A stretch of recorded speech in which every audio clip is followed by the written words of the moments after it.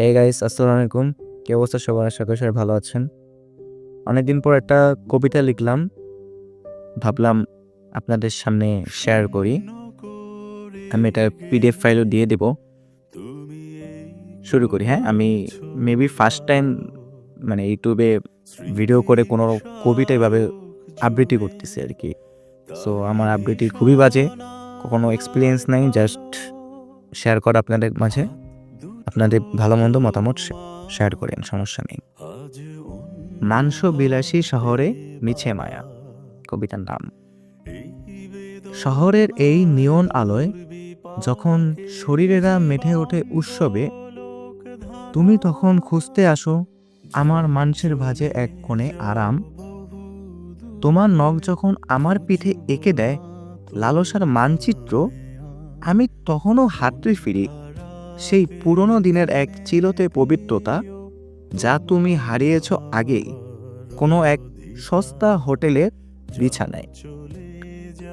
আমাদের ঘাম যখন একাকার হয়, যখন নিঃশ্বাসগুলো একে অপরকে গিলে খেতে চায়, আমি দেখি তোমার চোখে কেবলই এক আদিম অন্ধকারের ক্ষুধা।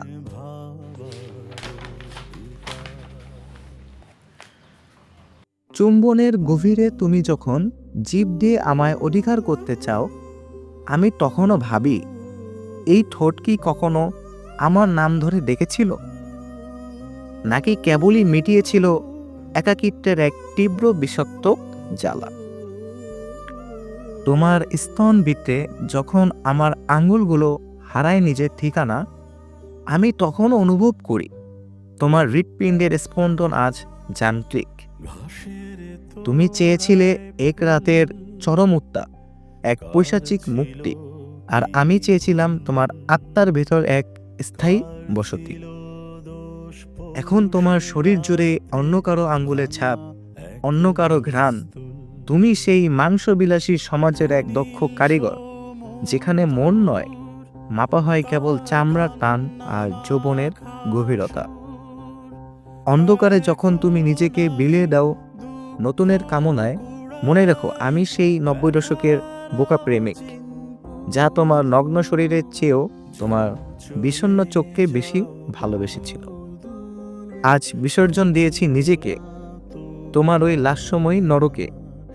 ভালো থেকো তুমি তোমার শরীরের এই ক্ষণস্থায়ী মায়ায়। এটা ছিল, খুব বেশি বড় করিনি, ছোট একটি কবিতা। এই যে আমি আমার ডায়েরি যদি দেখাই, ডায়েরিতে লেখা আছে, আর সেলফি ক্যামেরা তো উল্টো করে। অনেকদিন পর ভিডিও দিচ্ছি ইউটিউবে, কার কীরকম লাগলো। আমি খুবই নতুন, আমি মানে এরকম না যে প্রফেশনাল কেউ। সো আপনার যে কোনো মতামত, ভালো লাগা বা মন্দ লাগা, কমেন্ট করে জানাতে পারেন। ওকে, আজকে এখানে শেষ করছি। সবাই ভালো থাকেন, সুস্থ থাকেন। দেখা হবে আবার পরবর্তী কোনো ভিডিওতে। আর এই কবিতার যে থিমটা, মানে যে শুধু আমাদের বর্তমান জেনারেশনের প্রেম ভালোবাসা বলতে শুধু শরীরের ফিজিক্যাল যেটা আমরা বুঝি, কিন্তু ফিজিক্যালের বাইরেও আরও অনেক কিছু আছে, সেটাই এই থিমটা বোঝানোর চেষ্টা করেছি। থিমের সাথে কেউ রিলেট করতে পারলে, কারো কোনো পুরনো স্মৃতি থাকলে অবশ্যই সেটা জানাবেন। আমি আপনাদের মতামতের জন্য অপেক্ষায় থাকবো। ওকে, শেষ করি। আল্লাহ হাফেজ, সবাই ভালো থাকেন। বহু দূরে খুঁজব না তোমায় আর, মন খারাপের দিনে